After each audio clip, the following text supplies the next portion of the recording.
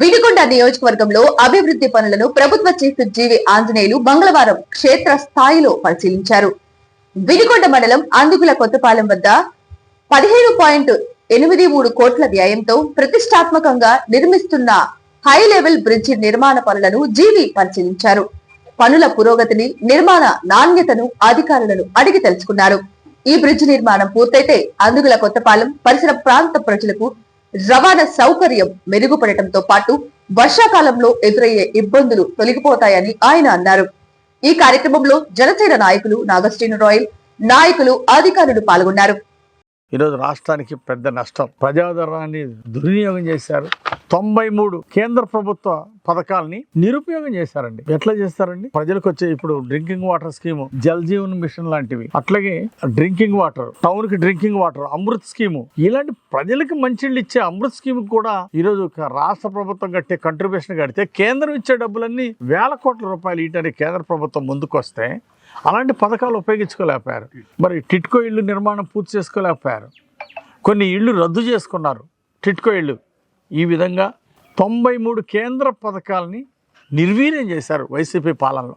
ఈరోజు మళ్ళీ ఆ పథకాలన్నీ పునరుద్ధరణ చేయడం జరిగింది ఎన్డీఏ పాలనలో. అంటే ప్రజల ఆర్థిక ప్రగతి కోసం ఈ పథకాలన్నీ కూడా 93 పథకాలని పునరుద్ధరించి ఆర్థిక ప్రగతి బాటలేస్తున్నాం.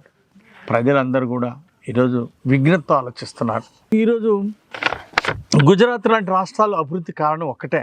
ఆడ అనేక సంవత్సరాలు 20 ఏళ్ల పాటు 25 ఏళ్ల పాటు ఒకే ప్రభుత్వం, అక్కడ బీజేపీ ప్రభుత్వం ఉండటం, అక్కడ ఎన్డీఏ ప్రభుత్వం ఉండటం, అక్కడ ఆర్థిక ప్రగతికి బాటలైంది. అంటే గతంలో ఆంధ్రప్రదేశ్ ప్రజలు ఒక్క అవకాశం ఇచ్చినందుకు రాష్ట్రాన్ని సంక్షోభంలో పడేశాడు జగన్ పాలనలో. అభివృద్ధి కుంటుపడిపోయింది. అంటే ఈరోజు ప్రజలు ఆలోచిస్తున్నారు భవిష్యత్తులో ఇలాంటి పొరపాట్లు జరగకూడదని. ఏదైనా ప్రతి వాళ్ళ ఆర్థిక ప్రగతి బాగుండాలి అంటే, మళ్ళీ లక్షల మందికి ఉద్యోగాలు రావాలి అంటే ఎన్డీఏ ప్రభుత్వం కొనసాగాలి. రానున్న 20 సంవత్సరాలు నుండి 25 సంవత్సరాలు ఎన్డీఏ పాలన కొనసాగుతుంది. ఈ పాలన కొనసాగాలని ఈరోజు ప్రజలు కోరుకుంటున్నారు. కారణం ఏంటి? ప్రతి కుటుంబం ఆర్థిక ప్రగతి సాధించాలంటే, ప్రతి గ్రామం ఆర్థిక ప్రగతి సాధించాలి, రాష్ట్రం ఆర్థిక ప్రగతి సాధించాలంటే ఎన్డీఏ పాలనలో అభివృద్ధి చేసి చూపించారు. ఈ ఎన్డీఏ పాలన కొనసాగితే ప్రతి పేదవాడికి ఇల్లు వస్తుంది, అట్లాగే ప్రతి పేద కుటుంబం ఆర్థిక ప్రగతి సాధిస్తుంది. ఈరోజు పెట్టుబడులు 13,26,000 కోట్ల రూపాయలు పెట్టుబడులు వచ్చినాయి. దీనివల్ల 16 లక్షల మందికి ఉద్యోగ అవకాశాలు వస్తున్నాయి. 18 నెలల పాలనలోనే 8,29,000 కోట్లు పెట్టుబడులు వచ్చినాయి మన రాష్ట్రానికి. 18 నెలల్లోనే 7,62,000 ఉద్యోగాలు వచ్చినాయి. గత ప్రభుత్వంలో పరిశ్రమలు పారిపోయినాయి, ఉద్యోగాలు పోయినాయి, ఉన్న ఉద్యోగాలు పోయినాయి 5 ఏళ్ల పాలనలో. ఈరోజు ఎన్డీఏ పాలనలో 18 నెలల్లోనే 7,62,000 మందికి ఉద్యోగాలు రావటం ఎంతో అభినందనీయం అండి. ఈరోజు ఇతర రాష్ట్రాల నుండి, ఇతర దేశాల నుండి పెట్టుబడులు వస్తున్నాయి. ఇప్పటికే 8 లక్షల కోట్ల పైన ఈరోజు పెట్టుబడులు గ్రౌండింగ్ అయిపోయినాయి. అంటే రానున్న కాలంలో 13 లక్షల కోట్ల పైన పెట్టుబడులు ఈరోజు వస్తున్నాయి. అంటే అది చంద్రబాబు గారి కృషి, ఎన్డీఏ ప్రభుత్వం సాధించిన విజయంగా ఈరోజు ప్రజలు అభివర్ణిస్తున్నారు.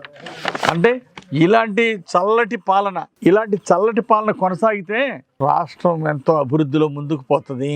అందుకే ఈరోజు ప్రజలందరూ కూడా అప్రమత్తమయ్యారు. ప్రజలు తెలుసుకున్నారు ఒక్క అవకాశం లాంటి ఇస్తే రాష్ట్రం సర్వనాశనం అయింది. ఎప్పుడు కూడా ప్రతి గ్రామం అభివృద్ధి చెందాలి, ప్రతి కుటుంబం అభివృద్ధి చెందాలంటే ఎన్డీఏ పాలన రానున్న 20 నుండి 25 ఏళ్ళు ఎన్డీఏ పాలన కొనసాగితే ఖచ్చితంగా 2047 విజన్ సాధించడం జరుగుతుంది. అంటే ఒక పక్క 10 లక్షల కోట్లతో అప్పులు పాలు చేసినటువంటి గత ప్రభుత్వాన్ని చూశారు ప్రజలు. జిఎస్డిపి పడిపోయింది, రాష్ట్ర ప్రజల ఆదాయం పడిపోయింది, రాష్ట్రానికి అప్పులు పాటలు అయిపోయింది. దొరికిందల్లా ప్రభుత్వ ఆస్తులు తాకట్టు పెట్టారు. అంతేకాదు రాబోయే ఆదాయం ఇక్కడ మీద రానున్న 15 సంవత్సరాలు వచ్చే ఆదాయాన్ని కూడా తాకట్టు పెట్టి, రాబోయే ఆదాయాన్ని తాకట్టు పెట్టి వేల కోట్ల రూపాయలు అప్పులు చేసింది గత ప్రభుత్వం. ఈ విధంగా రాష్ట్రాన్ని అప్పులు పాలు చేశారు. జిఎస్డిపి పడిపోయింది, ఆర్థిక ప్రగతి పడిపోయింది గత వైసీపీ పాలనలో. ఇప్పుడే ఈరోజు అతి దారుణంగా ఉన్నటువంటి ఆర్థిక వ్యవస్థని నేడు వెంటిలేటర్ మీద తీసుకొచ్చారు చంద్రబాబు నాయుడు గారు. విధ్వంసమైనటువంటి ఆర్థిక వ్యవస్థ నుండి నేడు చంద్రబాబు గారు కనీసం వెంటిలేటర్ మీద తీసుకొచ్చారు. అందుకోసమే ఈ రోజు రాష్ట్రంలో ఎన్నో కార్యక్రమాలు జరుగుతూ ఉన్నాయి. సూపర్ 6 పథకాలని సూపర్ హిట్ గా అమలు చేశారు చంద్రబాబు నాయుడు గారు. ఎట్లా అమలు చేశారు? పెన్షన్లు పెంచారు, తల్లికి వందన పథకం ప్రతి బిడ్డకి ఇచ్చారు, లక్షల మందికి పెంచారు తల్లికి వందనం, అన్నదాత సుఖీభవ. మరి గత ప్రభుత్వం రాష్ట్ర ప్రభుత్వం 7,500 ఇస్తే ఒక్కో రైతుకి, ఈ రోజు ప్రభుత్వం ఒక్కో రైతుకి 20,000 రూపాయలు అందిస్తా ఉంది. 14,000 రూపాయల ఈరోజు ప్రభుత్వం అందిస్తా ఉంది రాష్ట్ర ప్రభుత్వం నుండి. ఇట్లా అన్నదాత సుఖీభవ పథకం, ఆర్టీసీ బస్సు మహిళలకు ఉచితంగా ఇవ్వడం, ఈ విధంగా మరి 3 గ్యాస్ సిలిండర్లు ఉచితంగా ఇవ్వడం ప్రతి కుటుంబానికి, ఈ విధంగా సూపర్ 6 పథకాలు అమలు చేసినందువలన ఈరోజు ప్రజలందరూ మెచ్చుకుంటా ఉన్నారు. ఎన్డీఏ కూటమి ప్రభుత్వాన్ని, చంద్రబాబు గారి పాలనని, ఎన్డీఏ కూటమి ప్రభుత్వాన్ని ఈరోజు ప్రజలందరూ జేజేలు పలుకుతున్నారు. కారణం ఏంటంటే 10 లక్షల కోట్లు అప్పుల్లో, ఆర్థిక సంక్షోభంలో ఉన్నటువంటి రాష్ట్రంలో ఇన్ని పథకాలు, సూపర్ 6 పథకాలు అమలు చేసి పేదలకి కొండంత అండగా ఉన్నటువంటి చంద్రబాబు గారికి ఈరోజు పేద ప్రజలు జేజేలు పలుకుతున్నారు. ఈరోజు దేశంలోని అగ్రగామిగా ఆర్థిక వ్యవస్థను తీర్చిదిద్దాలని ఈరోజు చంద్రబాబు నాయుడు గారు ఆయనకున్నటువంటి అపారమైన అనుభవంతో ఈ రాష్ట్రాన్ని జిఎస్డిపి పెంచే విధంగా, అంటే ప్రతి కుటుంబం తలసరి ఆదాయం పెరిగే దిశగా ఈరోజు చర్యలు తీసుకుంటున్నారు. అనేక ప్రజల జీవన ప్రమాణాలు పెంచడానికి ఈరోజు ప్రభుత్వం తీసుకున్నటువంటి నిర్ణయాలు చాలా గొప్ప విషయం. ఈరోజు ప్రతి కుటుంబం తలసరి ఆదాయం పెరిగే విధంగా, ప్రజల జీవన ప్రమాణాలు పెంచే విధంగా ఈరోజు ప్రభుత్వం చర్యలు చేపడతా ఉంది. దీనికి స్వల్పకాలిక, మధ్య, దీర్ఘకాలిక ప్రణాళికలు చేపట్టింది ఈరోజు ఎన్డీఏ ప్రభుత్వం. మరి గత ప్రభుత్వంలో ప్రణాళిక లేదు, ఎజెండా లేదు. వాళ్ళకి ఒకటే ఎజెండా, దోచుకోవటం, అరాచకాలు చేయటం, దోచుకోవటం, అవినీతి దోపిడీ తప్ప గత ప్రభుత్వానికి ఎజెండానే లేదు.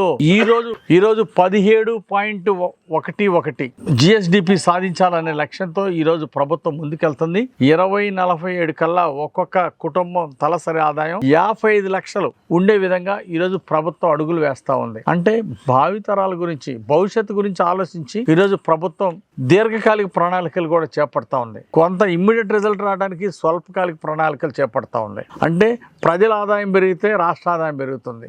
ప్రజల అభివృద్ధి, ప్రతి కుటుంబం అభివృద్ధి, రాష్ట్ర అభివృద్ధిగా ఈరోజు ప్రభుత్వం ఒక ఎజెండాతో ముందుకెళ్తా ఉంది. గణనీయంగా పెంచుకొని దూసుకుపోతూ ఆర్థిక వ్యవస్థ అభివృద్ధిలో ముందుకెళ్తున్నటువంటి ఆంధ్రప్రదేశ్ కారణం ముఖ్యమంత్రి చంద్రబాబు గారు తీసుకుంటున్నటువంటి నిర్ణయాలు. ఈరోజు ఎన్డీఏ ప్రభుత్వం సమగ్రవంతంగా ముందుకు వెళ్తున్నారు. ఈరోజు సుపరిపాలన అందిస్తున్న రాష్ట్రంలో ఎక్కడ రౌడీజం లేదు, గంజాయి గుట్కాలు పేరెత్తే పరిస్థితి లేదు. ఈరోజు రాష్ట్రంలో ఆ విధంగా సుపరిపాలన అందిస్తూ, ఫ్రాక్షన్ గొడవలు లేకుండా చేస్తూ ఈరోజు రాష్ట్రంలో సుపరిపాలన, అలాగే సూపర్ 6 పథకాలని అమలు చేయడం ఎంతో అభినందనీయం.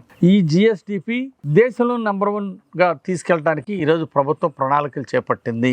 కరెక్ట్గా రానున్న 7-8 సంవత్సరాల్లో ఒక గణనీయమైన ఆర్థిక వ్యవస్థని ఎస్టాబ్లిష్ చేయబోతా ఉంది ఆంధ్రప్రదేశ్ ఎన్డీఏ ప్రభుత్వ వ్యూహం. ఈరోజు ప్రభుత్వ వ్యూహం ఒక అచంచలమైనటువంటి ఆర్థిక ప్రగతికి బాటలు వేస్తూ ఉంది.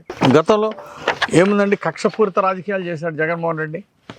అట్లాగే రాష్ట్రాన్ని సర్వనాశనం చేశాడు, ప్రజాధనాన్ని దుర్వినియోగం చేశాడు, ప్రజా దర్బార్ని కూల్చేశాడు, అమరావతి రాజధానిలో ప్రజావేదిక కూల్చేశాడు. అట్లాగే అమరావతి రాజధానిని ఒక్క ఇటుకు కూడా పెట్టకుండా మరి అభివృద్ధి లేకుండా చేశాడు, నిర్వీర్యం చేశాడు అమరావతి రాజధాని. పోలవరం ప్రాజెక్టు పూర్తి చేయలేదు. ఈ విధంగా గత వైసీపీ పాలనలో విధ్వంసం చేశారే తప్ప అభివృద్ధి మర్చిపోయారు, అరాచకాలు చేశారే తప్ప ఎక్కడ కూడా మరి లా అండ్ ఆర్డర్ని పరిరక్షించలేకపోయింది. మరి గత ప్రభుత్వ కక్షపూరిత రాజకీయాల వలన అమరావతి రాజధాని, పోలవరం ప్రాజెక్టులు అన్నీ కూడా ఆగిపోవటం